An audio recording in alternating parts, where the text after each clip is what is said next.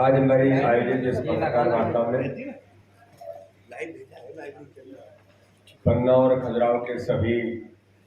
पत्रकार मित्रों का बहुत स्वागत है।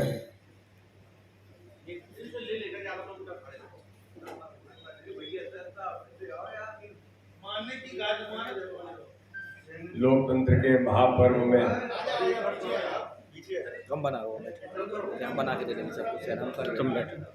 लेकिन सुनो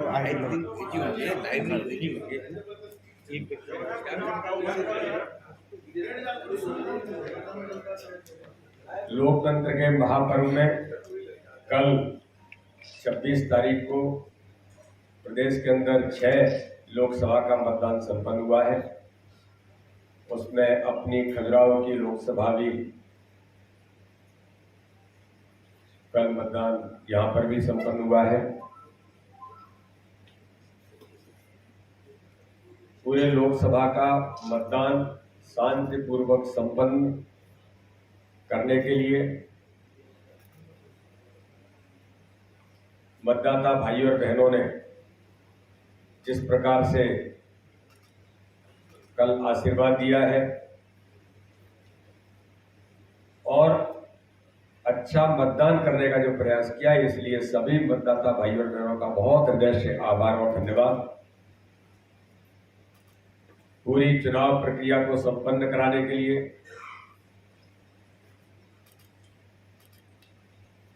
भारतीय जनता पार्टी के भी हमारे सभी कार्यकर्ताओं ने अथक मेहनत और परिश्रम किया। मैं उन सभी कार्यकर्ताओं का प्रत्येक बूथ लेवल तक मंडल और जिले के हमारे सभी पदाधिकारियों ने दिन रात मेहनत करके अपनी जो महत्वपूर्ण भूमिका निभाई, वो इस बात के लिए धन्यवाद के पात्र तो है ही, और चुनाव की प्रक्रिया को संपन्न कराने में प्रशासन का, शासन का, हमारे पत्रकार मित्रों का, समाज के उन सभी लोगों का जिन्होंने प्रत्यक्ष अप्रत्यक्ष चुनाव को संपन्न कराने में अपनी भूमिका निभाई है, मैं उनका भी बहुत हृदय से आभार और धन्यवाद करता हूं। आज हम लोग विशेष तौर पर देश के अंदर कांग्रेस के घोषणा पत्र में जिस प्रकार से बातें उन्होंने जनता के बीच लाने का प्रयास किया है कि सेन पित्रोदा के बयान जिसमें उन्होंने विरासत टैक्स के बहाने जो बात करने का प्रयास किया है, इस पर मैं मीडिया के मित्रों के साथ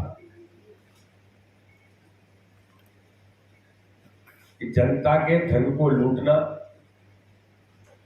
देश की संपत्ति को लूटने, ये कांग्रेस अपना जन्म सिद्ध अधिकार समझती है।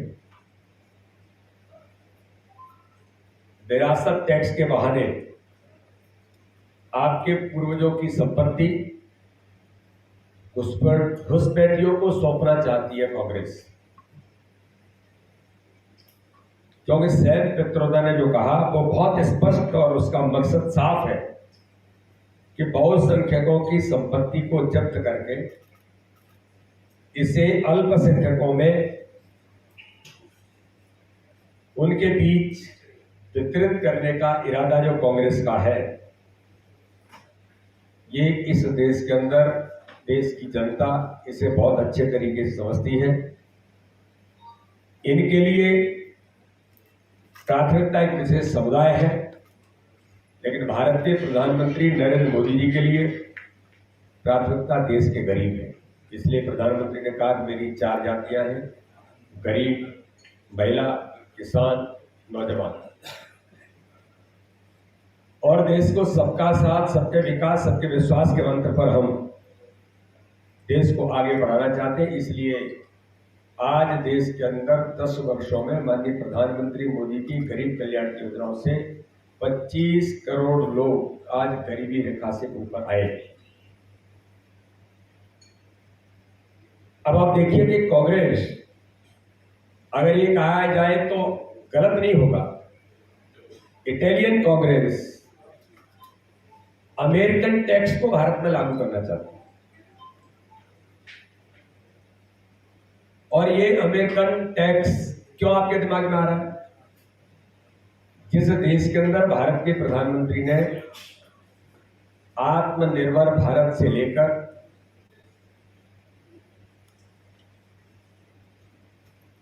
भारत के अंदर make in India, made in India के केवल नारा नहीं से साकार रूप देने का काम भारत के प्रधानमंत्री मोदी कर रहे हैं, तो दूसरी ओर कांग्रेस अमेरिकन टैक्स को भारत में लागू करना चाहती है।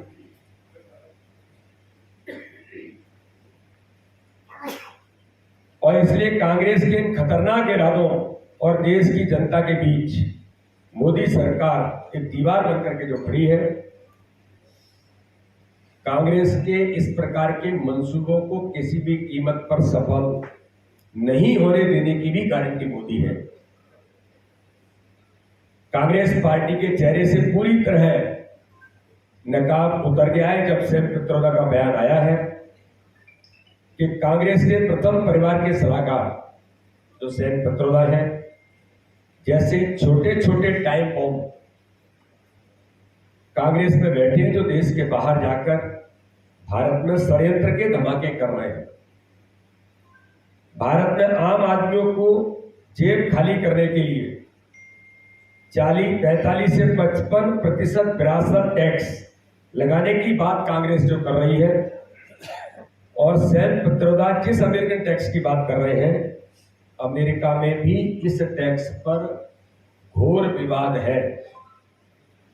अमेरिका के 6 राज्यों में इस टैक्स को वसूली करने की व्यवस्था है,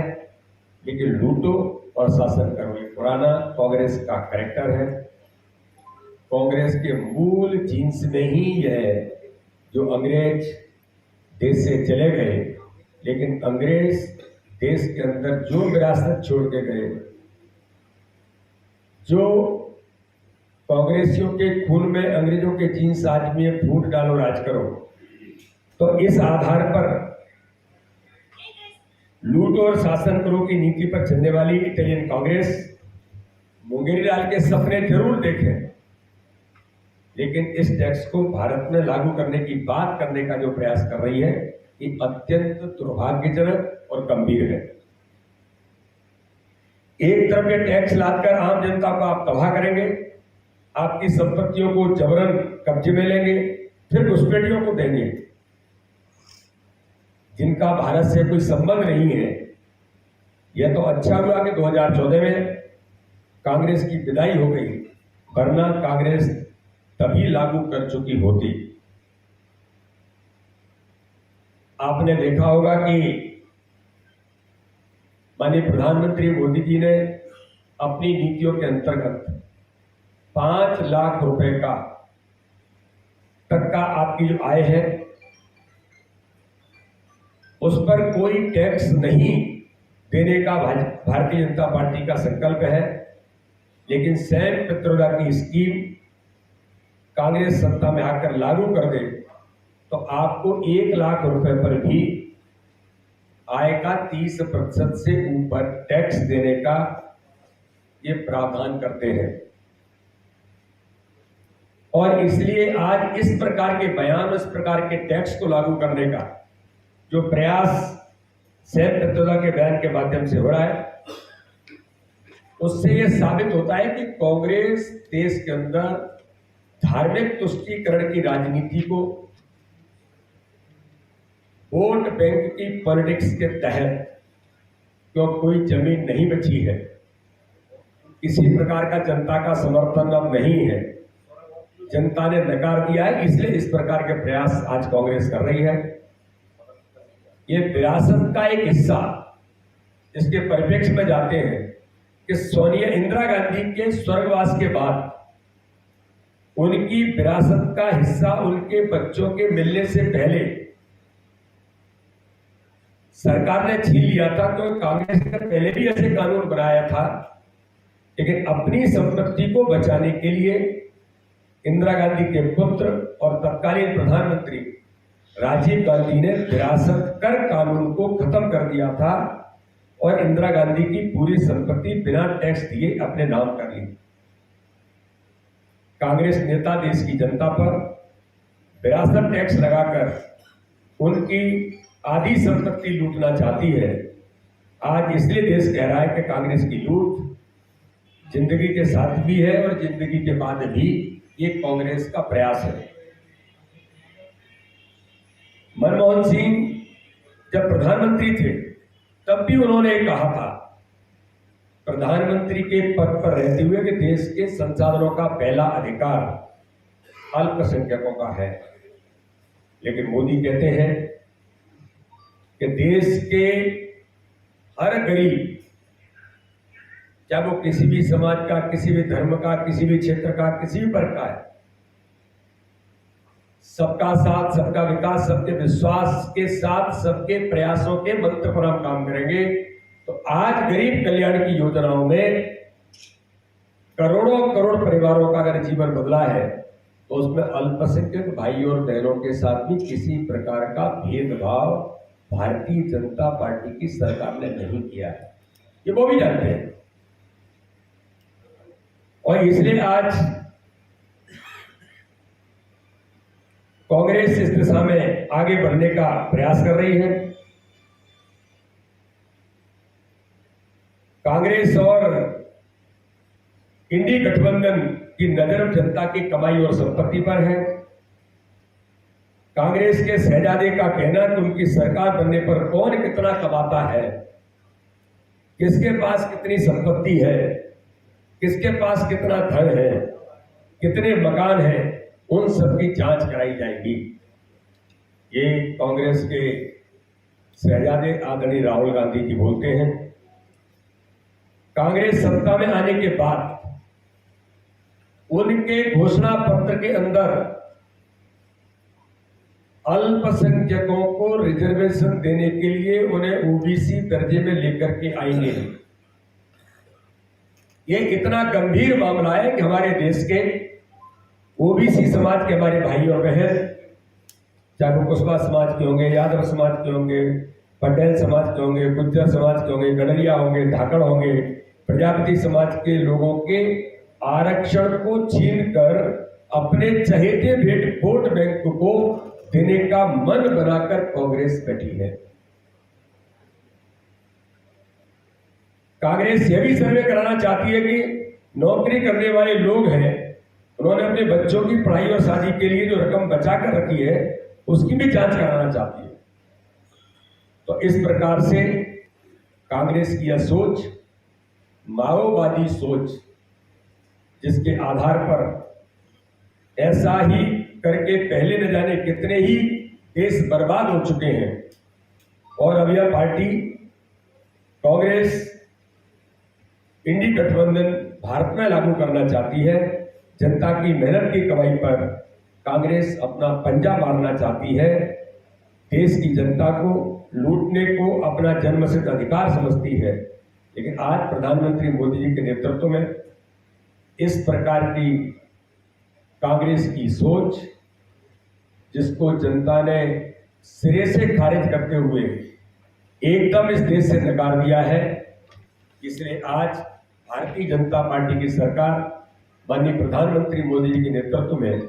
सबका साथ, सबके विकास, सबके विश्वास के मंत्र पर आगे बढ़ रही है। और लगातार आज जनता के विश्वास के साथ भारतीय जनता पार्टी का नेतृत्व माननीय प्रधानमंत्री मोदी जी के नेतृत्व में देश को आगे ले जाने का सबका मिलकर के प्रयास हम आगे बढ़ा रहे हैं। एक बात इस अवसर पर और मैं आपके बीच कहना चाहता हूं कि ईवीएम और वीवीपैट पर सुप्रीम कोर्ट के फैसले को लेकर जो कल ही फैसला चुनाव के चलते समय आया, बहुप्रतीक्षित था। कांग्रेस देश के अंदर जिस प्रकार से जनता ने कांग्रेस को नकारा है, या इंडी गठबंधन के लोगों को नकारा है, अपनी हार का ठीकरा कैसे फोड़ा जाए, कैसे बहानेबाजी की जाए, इस पर ईवीएम पर क्वेश्चन खड़ा करने का काम लगातार कांग्रेस और विपक्षी दल, ये जो प्रयास विपक्षी दलों के द्वारा किया है, प्रजातंत्र को इसके कारण से बड़ा नुकसान पहुंचा है। और भारत के जो दुनिया का सबसे बड़ा लोकतंत्र और दुनिया का सबसे सशक्त लोकतंत्र है, उसे आघात पहुंचाने का काम कांग्रेस, इंडी गठबंधन, विपक्षी राजनीतिक दल, इस प्रकार के नेताओं ने देश के अंदर किया है। इसलिए सुप्रीम कोर्ट ने कल जो कहा, भ्रम और असत्य की विपक्षी साजिश को माननीय सर्वोच्च न्यायालय ने आईना दिखाया। मैं सर्वोच्च न्यायालय का हृदय से धन्यवाद करता हूं कि ईवीएम के बारे में दुष्प्रचार करने वाले विपक्ष को उन्होंने देश के सामने बहुत स्पष्ट कर दिया और यहां तक कहा माननीय सर्वोच्च न्यायालय ने कि बादलों से खिलवाड़ हो सकता है, लेकिन सुप्रीम कोर्ट और चुनाव आयोग के अनुसार ईवीएम से कोई छेड़छाड़ खिलवाड़ नहीं हो सकती। ये कांग्रेस के तथाकथित नेता, जिसमें मध्य प्रदेश के श्रीमान कंटाधार दिग्विजय सिंह जी भी लगातार इस पर प्रयास कर रहे थे, लगातार प्रहार कर रहे थे। दुर्भाग्यजनक है कि अपने स्वार्थों के लिए संवैधानिक संस्था, संवैधानिक दायरे में काम करने वाली संस्थाएं जो लगातार देश में एक अच्छा काम करने का प्रयास कर रही है, लेकिन अपने स्वार्थ पूर्ति के लिए कांग्रेस और कांग्रेस के नेता जो ऐसी कॉन्स्टिट्यूशनल हमारी संस्थाओं पर भी आक्रमण करने का जो प्रयास कर रही है, ये दुर्भाग्यजनक है, संविधान के खिलाफ है। क्योंकि कोई भी संस्था जो काम करती है वो कॉन्स्टिट्यूशन के दायरे में ही काम करती है। जब चुनाव में कोई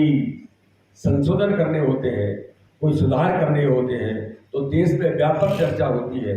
चर्चा हुई भी है, लेकिन उसके बावजूद भी न्यायालय से लेकर के कोई भी बात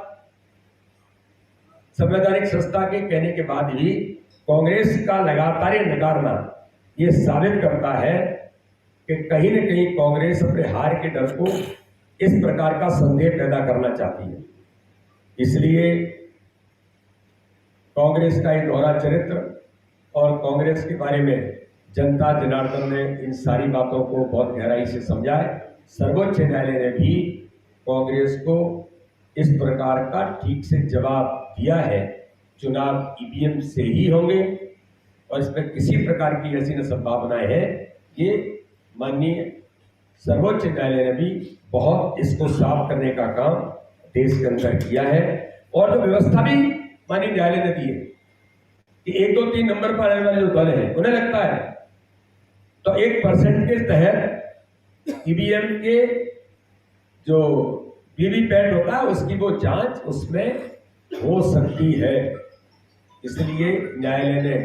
इन सारी चीजों को साफ किया है और कांग्रेस का दोहरा चरित्र और कांग्रेस का देश के संविधान पर, देश के कानून पर विश्वास न रहते हुए ये साफ तौर पर उजागर हुआ है। कितना ही कुछ बात मुझे आप सभी पत्रकार मित्रों के समक्ष रखनी थी और मैं पुनः एक बार, आपने भी भरती तपती धूप में, कल 42-43 टेम्परेचर था, आपने भी लगातार भागदौड़ करके, हम भी भाग रहे थे, आप भी भाग रहे थे और आपने भी लोकतंत्र के महापर्व में मतदान कराने में जो महत्वपूर्ण भूमिका निभाई, तो मैं आप सभी पत्रकार मित्रों का भी धन्यवाद करता हूं और समाज का, सामाजिक संस्थाओं का, जिन्होंने मतदान कराने में प्रयास किए, उन सभी भाई और बहनों का, सभी संस्थाओं का बहुत हृदय से धन्यवाद करते हैं। आगामी पारी 13 तारीख को मतदान पूरा होगा मध्य प्रदेश का, 4 जून को परिणाम आएंगे, तो 4 जून के बाद हम सभी पत्रकार मित्र उन्हें फिर मिलेंगे और बाकी ओवरऑल सारे चुनाव की व्यवस्था के लिए आप सबका बहुत बहुत धन्यवाद। कुछ पूछना है तो पूछ सकते। भाई साहब एक सवाल है मेरा। हाँ भाई साहब ये विरासत का क्या जमीनों पर भी लगेगा कि किसानों की? ये तो उन्होंने जो कहा है कि जो अमेरिकन टैक्स है उसके अंदर ऐसा है कि आदमी के जाने के बाद केवल 25% उसको मिलेगा और बाकी सरकार को जमा होगा। तो उसमें तो सारी चीजें आती हैं, उसमें जमीन भी आती है, उसकी संपत्ति भी आती है। तो अमेरिकन टैक्स है ये, जिसको लेकर के वो आइडियल मानते हैं और इस आइडियलनेस को भारत के अंदर लाना चाहते हैं, तो ये कुल मिलाकर के वही अंग्रेजी सोच की मानसिकता है जो इनके खून में है। भाई साहब, ये जो अभी 2019 की अपेक्षा 2024 में मतदान प्रतिशत घटा है, क्या मानेंगे, क्या समीक्षा की है? ये पूरे देश भर के अंदर जो ट्रेंड अभी देख रहे हैं, एक तो जैसे अपने आप अगर अपन देखते हैं तो शादियों का सीजन, बड़ी संख्या में शादियां थी। अब ये थोड़ा उस समय जब डेटें तय होती हैं, इलेक्शन कमीशन को इन बातों को देखना चाहिए। तो ये वास्तव में ही कल इस पर तो बड़ा मन को भी पीड़ा हुई कि इतने लोग अपने अपने घरों से बाहर हैं, बरातें लेकर के गए, लौट के भी आए तो थके मांदे हैं। तो एक बड़ी संख्या में मतदान इससे प्रभावित हुआ है। 42-43 टेम्परेचर था, एक छोटा सा परसेंटेज इसका भी हो सकता है। लेकिन एक गंभीर बात जो जब लोगों से हम बात करते हैं तो ध्यान में आता है कि कांग्रेस का जो बेस कार्यकर्ता है उसको लगता है कि अरे भाई क्या है, कुछ बचा नहीं है, तो वो डिमोरलाइज हो रहा है। तो एक परसेंटेज ये भी है जो मतदान करने के लिए नहीं आया। मुझे तो लगता है कि लोकतंत्र के महापर्व में भूमिका सबको निभानी चाहिए। राजनीति है, जीत और हार चलती है, लेकिन इसकी भी समीक्षा कहीं ना कहीं हुई है। एक बात आज मैं, चूंकि इलेक्शन कमीशन ने कानून के तहत उन बातों को सामने रखा है, लेकिन एक मतदान का प्रतिशत जो प्रभावित हुआ है, जो मोबाइल के अंदर डॉक्यूमेंट्स का हम जो प्रिजर्व करके रखते हैं और मोबाइल में अपने डॉक्यूमेंट्स को दिखा देते हैं, लेकिन चुनाव आयोग ने चूंकि मोबाइल प्रतिबंधित कर रखा है, अंदर नहीं जा सकता। यंग जनरेशन को तो ज्यादातर सारे डॉक्यूमेंट्स वो डिजी लॉक उसके अंतर्गत रखते हैं, वो निकाल करके दे रहे हैं कि देखिए ये है मेरा आइडेंटिटी।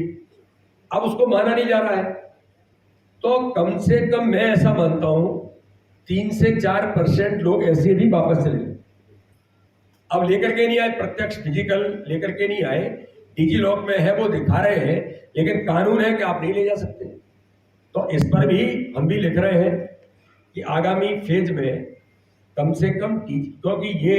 लीगली एयरपोर्ट से लेकर बाकी सभी स्थानों पर इसको अनुमति है और नई जनरेशन आज तकनीक के युग में ये प्रयोग करती है। तो इलेक्शन कमीशन को हम भी इस पर लिखेंगे कि ये, हाँ, मोबाइल चलाना, रिकॉर्डिंग करना ये नहीं करना चाहिए, लेकिन डिजी लॉक में अगर डॉक्यूमेंट्स है तो इससे मान्यता मिलनी चाहिए। तो 3-4% मतदान तो मैं ऐसा मानता हूं, तो मुझे इतने कंप्लेंट्स आए कि भाई साहब ये इसको मान ही नहीं रहे, हम क्या करें। वो कह रहे कि साहब कानून है, मोबाइल अंदर नहीं ले जा सकते, या तो बाहर व्यवस्था रखो कि इसका हमने देख लिया है, चले जाओ अंदर। तो ये भी एक इसके कारण से कुछ प्रतिशत प्रभावित हुआ है, लेकिन जनता ने फिर भी इतनी घोर गर्मी के बाद और कई तरह की शादियों और उसकी व्यवस्था, कई जगह तो बारात आई और सीधे पोलिंग सेंटर पर गई, मतलब दूल्हा दुल्हन सब पोलिंग सेंटर पर पहुंच गए। ये भी लोगों ने किया। मतदान के प्रति लोग जागरूक थे। भारतीय जनता पार्टी के कार्यकर्ता भी, समाज के और भी सामाजिक संगठन भी लगातार मतदान के लिए प्रेरित कर रहे थे, लेकिन चूंकि लोग कहीं ना कहीं इन चीजों में इधर उधर होने के कारण से भी मतदान प्रभावित हुआ है। फिर भी अपनी लोकसभा में और जगह भी जो मतदान का प्रतिशत है और बढ़ना चाहिए था, लेकिन जितना हुआ है उसके लिए मैं जनता का हृदय से बहुत बहुत आभार करता हूँ। भाई साहब, आज की ये जो आपने प्रेस कॉन्फ्रेंस बुलाई, ये मुख्य तौर पर आप सबने देखा होगा कि जिस प्रकार से कांग्रेस ने एक विरासत टैक्स लगाने की बात, जो अमेरिकन टैक्स है, ये लगाने की बात जो की है, और सैम पित्रोदा का जो बयान, उसके ऊपर हम विशेष तौर पर ये कहना चाहते हैं कि जनता के धन को लूटना, देश की संपत्ति को लूटने को कांग्रेस अपना जन्मसिद्ध अधिकार मानती है। सैम पित्रोदा जो कांग्रेस के बड़े, गांधी परिवार के बड़े नजदीक होने के साथ उनके लिए काम करने वाले लोग हैं, तो इसलिए इस दिशा में इटालियन कांग्रेस अमेरिकन टैक्स को भारत में लागू करना चाहती है, तो एक और कांग्रेस ये करना चाहती है, तो दूसरी ओर ये जनता के धन को लूटना चाहते हैं। लेकिन भारत के प्रधानमंत्री नरेंद्र मोदी जी हर गरीब के जीवन को बदलने के लिए, हर गरीब के कल्याण के लिए, भारत के अंदर सबका साथ, सबका विकास, सबके विश्वास के मंत्र पर आज भारतीय जनता पार्टी काम कर रही है। कांग्रेस के घोषणा पत्र में अल्पसंख्यकों को रिजर्वेशन ओबीसी कोटे में देंगे, ये भी एक हमारे ओबीसी समुदाय के उन भाई और बहनों पर आक्रमण है। तो जो हमारे अन्य समाज वर्गों के लोग जो ओबीसी समाज में आते हैं, चाहे वो कुशवाहा समाज होंगे, कुर्मी समाज होगा, हमारे अन्य समाज के जो लोग होंगे, उन सभी समाजों के लोगों पर भी आक्रमण करने का प्रयास जो कांग्रेस कर रही है, इस प्रकार की चीजों को इस देश के अंदर ये भारतीय जनता पार्टी की सरकार है, मोदी जी की गारंटी है कि इस प्रकार की चीजों को भी भारत के अंदर नहीं होने देंगे और इसकी हमने कड़ी आलोचना की। धन्यवाद। ठीक है,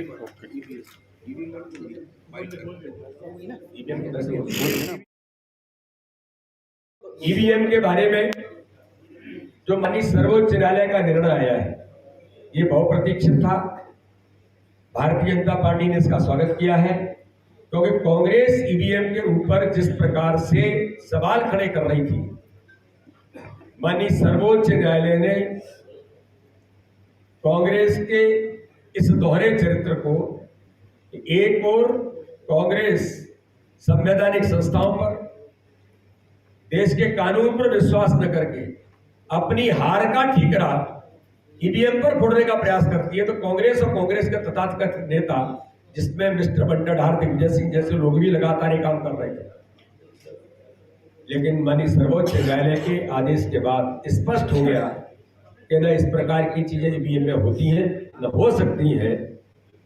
और कांग्रेस को भी